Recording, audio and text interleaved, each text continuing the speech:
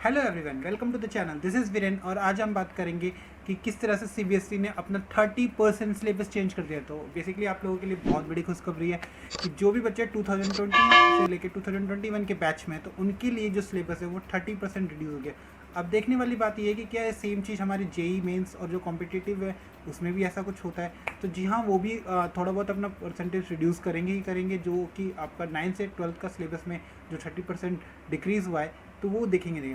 तो अभी तो हम वैसे सारे सिलेबस को नीचे कर सकते हैं कि कितना किस किस में रिड्यूस हो सका है। तो आज की वीडियो में हम बात करेंगे कि 10th की साइंस में कितना पोर्शन हमारा रिड्यूस हुआ है। तो वो स्टार्ट करते हैं। लेट्स बकल अप और देखते हैं कि हमारा साइंस में कौन कौन से चैप्टर को रिड्यूस कर दिया गया या कौन कौन से चैप्टर से कौन कौन सा पोर्शन रिड्यूस किया है। देखिए, साइंस जो है इन्होंने 9th और 10th में इन्होंने कुछ चेंज कर दिया है।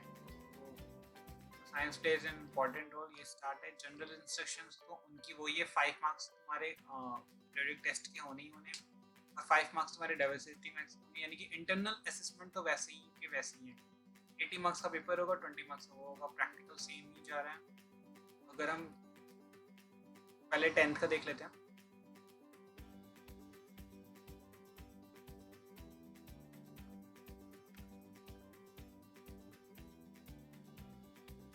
अगर 10th का हम स्टार्ट करते हैं यूनिट 1 से, केमिकल रिएक्शंस का था।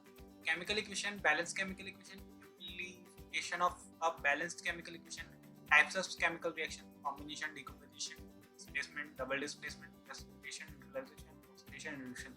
मेरे अकॉर्डिंग तो इसमें सब कुछ वैसा का वैसा ही है, ज़्यादा कुछ चेंज नहीं किया गया।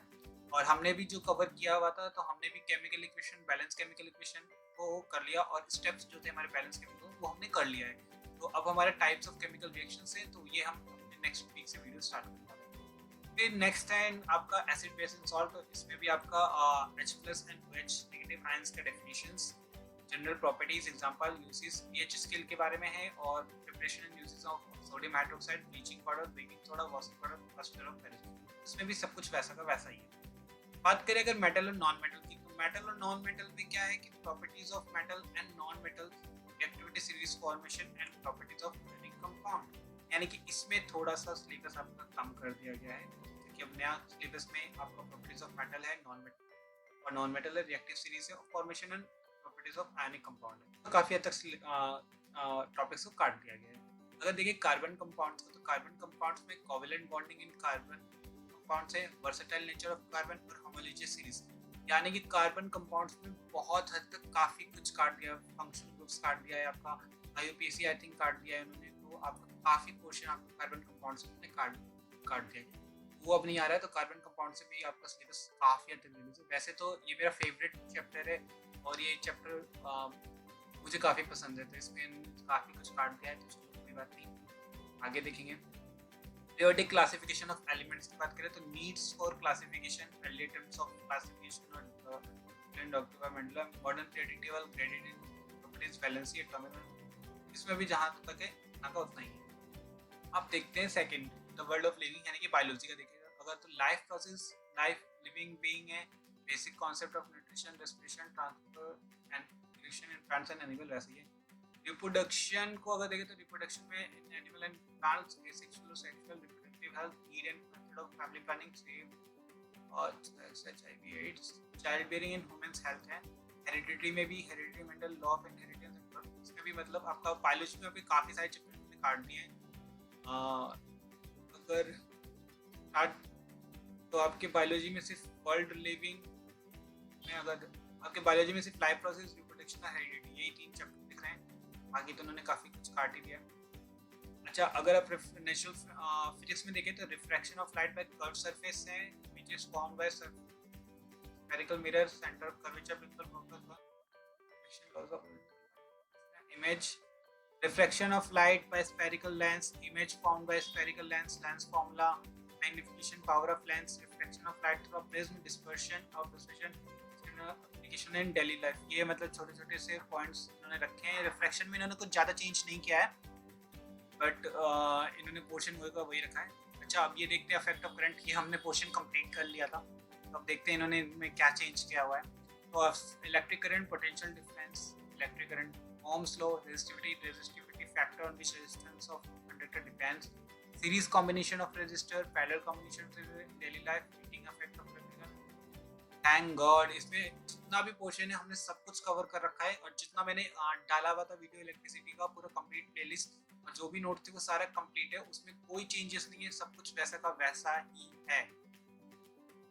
अब मैग्नेटिक इफेक्ट ऑफ करंट को देख ले अगर, तो magnetic effect magnetic field, field lines, field due to current carrying conductor, field due to current carrying oil और solenoid, force on current carrying conductor, Fleming's left hand rule, electric motor, electric magnetic induction, induced potential difference, induced current of Fleming's right hand rule. तो इसमें भी आपका ज्यादा कुछ नहीं किया। एक मिनट, तो इन्होंने आपका इलेक्ट्रिक जनरेटर को इन्होंने हटा दिया है, यानी कि एसी जनरेटर को आपको इन्होंने आपका एसी जनरेटर हटा दिया, जो कि हमने कवर कर लिया था, हमने उस पेपर बनाया।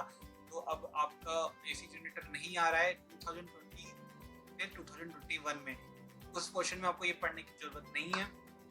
तो इसका भी हम मतलब वैसे चैप्टर कंप्लीट कर चुके हैं, तो इसमें एक वही टॉपिक है जो हमने एक्स्ट्रा पढ़ाया है, जो कि इलेक्ट्रिक एसी जो कि है एसी जनरेटर। बाकी और उसमें अगर बात करें नेक्स्ट देखें तो अब है आवर एनवायरनमेंट। एक मिनट, इन्होंने सोर्स ऑफ एनर्जी को पूरा का पूरा हटा दे। हमारे उसमें जो पहले अब तक आ रहा था सोर्स ऑफ एनर्जी, तो अब आपका सोर्स ऑफ एनर्जी बिल्कुल नहीं आ रहा है, और आवर एनवायरनमेंट में वही इकोसिस्टम एनवायरनमेंट का ओजोन डिप्लेशन बेस्ड हो, तो इन्होंने फिजिक्स का पूरा एक चैप्टर उड़ा दिया है और एक टॉपिक उड़ा दिया इन्होंने मैग्नेटिज्म में। तो एक मैनेजमेंट ऑफ नेचुरल रिसोर्सेज को भी इन्होंने कहीं ना कहीं हटा ही दिया है। इन्होंने 2-3 चैप्टर उड़ा दिए हैं। बायोलॉजी में इन्होंने अच्छा खासा पोर्शन हटाया है। बायोलॉजी में आपका कंट्रोल एंड कोऑर्डिनेशन बिल्कुल नहीं आ रहा, काफी पोर्शन तक हटा दिया। अगर online only for internal assessment देखे तो वो वैसा का वैसा ही है। आपने देखा कि किस तरह से इन्होंने कुछ चैप्टर्स को हटा दिया है और कुछ चैप्टर में से कुछ पोर्शंस हटा दिए। जैसे कि आपने देखा कि इन्होंने सोर्स ऑफ एनर्जी को बिल्कुल हटा दिया एक चैप्टर को, और साथ में कंट्रोल एंड कोऑर्डिनेशन को भी हटा दिया है। प्लस इन्होंने क्या मैग्नेटिज्म से एसी जनरेटर को गायब कर दिया है, और कार्बन एंड इट्स कंपाउंड में उन्होंने काफ़ी हद तक के पोर्शन उन्होंने हटा दिए हैं, यानी कि काफ़ी सारे सिलेबस में इन्होंने रिडक्शन किया हुआ है। तो अब क्या है कि नेक्स्ट वीक से हम अपनी वीडियोस स्टार्ट कर रहे हैं, वापस कंटिन्यू कर रहे हैं। हमने जो इलेक्ट्रिसिटी का पोर्शन हमने डाला हुआ है, इलेक्ट्रिसिटी जो हमने कंप्लीट कर ली है, उसमें कोई कमी नहीं है, उसमें कोई भी पोर्शन रिड्यूस नहीं है, ऐसा कुछ भी नहीं है जो एक्स्ट्रा है, वो सारा का सारा आ रहा है। तो इलेक्ट्रिसिटी में कुछ नहीं है, तो हमारी इलेक्ट्रिसिटी की मेहनत बिल्कुल बेकार नहीं गई है। तो आप अगर उसके नोट्स को डाउनलोड कर लिए हैं तो आप उसको पढ़ सकते हैं, उसमें कुछ भी चेंजेस करने की ज़रूरत नहीं है। प्लस अगर अभी तक नहीं किया है तो अभी मैंने इलेक्ट्रिसिटी का प्लेलिस्ट डाल रखा है, तो वहाँ से जाके आप उसका नोट्स को डाउनलोड कर सकते हैं। साथ में हम अगर मैग्नेटिज्म की बात करें तो उसमें सिर्फ एक एसी जनरेटर है जो हमने पढ़ा, जिसकी वीडियो हमने डाली थी, जिसका हमने पोर्शन पढ़ा है, बट उसको भी कोई ज़्यादा सोचने की ज़रूरत नहीं है। एसी जनरेटर एक छोटा सा टॉपिक है, तो बाकी सारा पोर्शन आप पढ़ सकते हैं। उसके भी मैंने डिस्क्रिप्शन बॉक्स में मैंने लिंक डाल रखा है प्लेलिस्ट का, तो वहाँ से प्लीज़ जाकर देखिएगा और उसको भी कंटिन्यू करेंगे। साथ में हमने अभी केमिस्ट्री स्टार्ट किया, तो केमिस्ट्री में हमने बैलेंसिंग कर लिया है, इक्वेशन ऑफ बैलेंसिंग कर लिया है। तो अब इसके बाद हम टाइप्स ऑफ रिएक्शंस को भी स्टार्ट करने वाले हैं। नेक्स्ट वीक से हम वो उसके बारे में भी स्टार्ट करेंगे।